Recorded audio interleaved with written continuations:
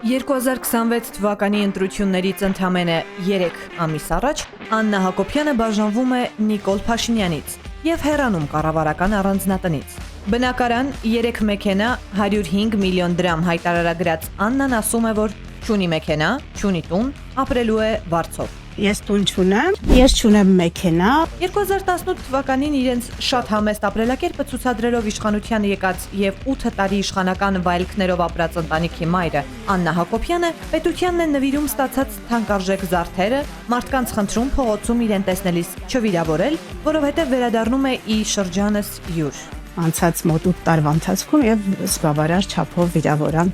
լսել եմ։ Սա իրական բաժանություն է թե քաղտեխնոլոգիական, իրեն արդեն սպառած հնարք։ Գրեք ձեր կարծիքը մեկնաբանություններում։ Չեմ ուզում ասել սիրում եմ բոլորի։ Բաժանորդագրվեք Արմատ մեդիայի ալիքներին YouTube-ում, Facebook-ում, Instagram-ում եւ Telegram-ում։